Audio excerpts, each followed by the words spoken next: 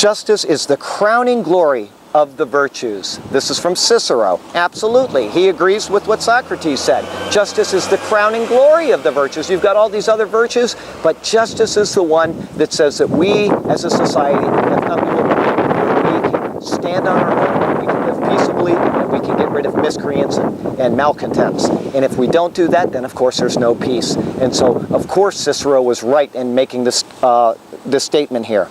The Lord loves righteousness and justice. The earth is full of his unfailing love. Well, too many people love to look at God and say, well, God is love, and they forget that he is also righteous and he is also just. You can't have one without the other. And people that focus on God's love and say, oh, God is all love and everybody's going to heaven, they are in for a giant wake-up when they realize that their sins are unatoned for. There is no atonement for sins outside of the shed blood of Jesus Christ. None. And they will be cast into utter darkness because they fail to accept the one pardon that will cleanse them from their sins. I don't care if people like hearing this or not. This is the way it is. God is just, God is righteous, and yes, God is also love. At his best, man is the noblest of all animals. Separated from law and justice, he is the worst. That is Aristotle. Absolutely. When we have law and justice, we are at our best. And when we get rid of that, we are at our worst. And just look at what's happening in America right now. Laws are being subverted. The government is suing against their own laws. People are out there fighting in the streets. And, you know, the right is always blamed for being angry and bitter and causing dissension. And yet it's the left that's always out there throwing bombs and, Molotov cocktails and breaking windows and thieving and stealing during their protests. And it is disgusting. It is a moral perversion. And our media in this country should be ashamed of themselves. And it's not a mainstream media. It's a lame-stream media. These people are perverse and they need to be taken out of the media, and we need to get a media that is morally upright. And the only media I can recommend is Fox News at this point, and even they sometimes fall away a little bit, but they are at least honest enough to show us what's going on in this nation. The administration of justice is the firmest pillar of government. That's George Washington. The administration of justice is the firmest pillar of government. If you don't administer justice, then you will have no firm foundation in a government. If you have a law, you uphold the law. If you have something that needs to be put into law, then put it into law, but uphold it. Do not say we're going to pass a law and then not enforce it, or we're going to pass a law and apply it only to some people. It's morally perverse, and these people need to be removed. Your throne, O God, will last forever and ever. A scepter of justice will be the scepter of your kingdom. This is speaking of God when Jesus Christ comes. He's already come on his first advent. He is the Prince of Peace. He's coming back to rule the world in righteousness, and justice will be the scepter of his kingdom. There will be no injustice tolerated in the time when Jesus Christ sits on his throne in the millennial reign. That's all there is to it. And the people in this world that do make it through the tribulation period are going to be they're going to be subject to it, and if they don't like it, they're going to be out. They're going to be imprisoned, or they're going to be executed, because Jesus Christ will not tolerate any injustice in his kingdom. Where there are too many policemen, there is no liberty. Where there are too many soldiers, there is no peace. Where there are too many lawyers, there is no justice. That's Lin Yutang, and that's absolutely right. What was the first thing that our president wanted to do when he got into office? Was establish a civilian police force equal to the size of the military. And of course that is a bad idea, because once you get all these people in there, then people are scared. They've got all these other people watching them. And when you have a military within a country that's monitoring its people and it's too large, of course the people are scared. I've been to communist countries, or once communist countries, and I can tell you that people are fearful because of all these security police and military walking around eyeing everybody. And finally, when there are too many lawyers, there is no justice. And what is Washington, D.C. full of?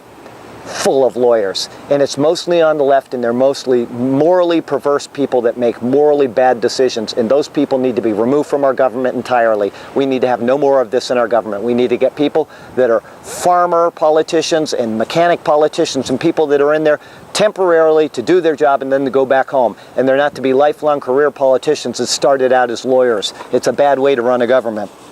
Clouds and thick darkness surround him. Righteousness and justice are the foundation of his throne. Once again, righteousness and justice are the foundation of his throne. That sounds like what George Washington said a quote ago. We need to have justice as a foundation, or there is no foundation. And God is perfectly just. He will ensure justice is given to his people, and speedily. Through force, though force can protect an emergency, only justice, fairness, consideration, and cooperation can finally lead men to the dawn of eternal peace. That's Dwight D. Eisenhower. Well, unfortunately, we're not going to reach the dawn of eternal peace until Jesus Christ returns, because there will always be injustice. But he's right in his analysis. That's the only way that these things can happen. A wicked man accepts a bribe in secret to pervert the course of justice.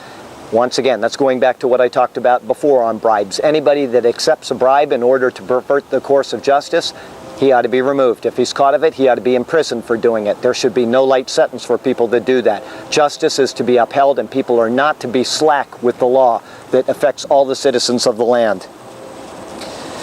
I tremble for my country when I reflect that God is just, that his justice cannot sleep forever. Thomas Jefferson. When people are unjust, when there's injustice in the land, my goodness. And Thomas Jefferson looked forward and he saw that, and he says, I tremble for my land, because he understood that injustice was growing even in his time. How much more now? And he's probably rolling over in his grave, shaking at the injustice that's going on in our nation. Conscience is the chamber of justice. That was from an unknown source, but it's true. We have a conscience, and that is the chamber of justice. And if we don't have that in us, then we are morally perverse, and we need to be taken out and removed from a position in a federal government when you have no conscience. Only people of moral values should be allowed to continue in a federal government.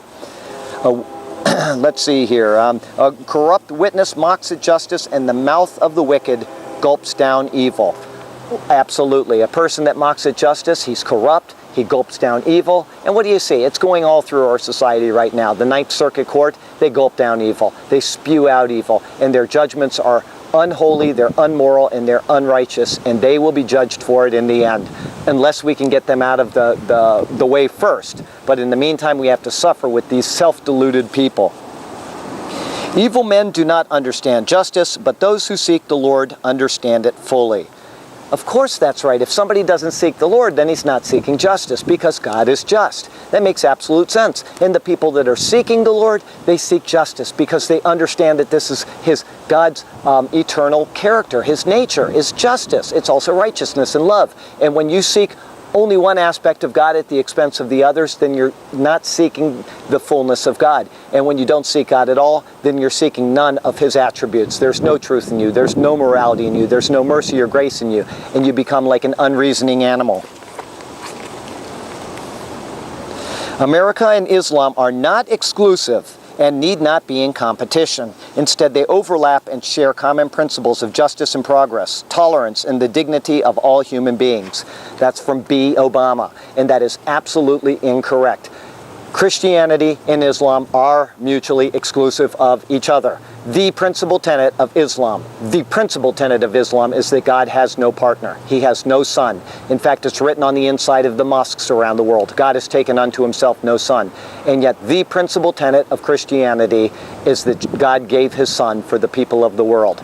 He has a son, and without that son, there is no Christianity. They are mutually exclusive, and our president needs to wake up and he needs to start studying his theology a little bit before making stupid statements like this, which will cost us in the end, because those people don't love us. They have no love for us, and there is no enmity with them.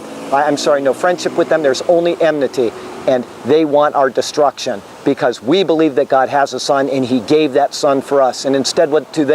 They take their sons and they give their sons and blow them up for their own selves. And it is morally perverse, and our president is absolutely wrong, and he ought to keep his mouth quiet about things that he doesn't know.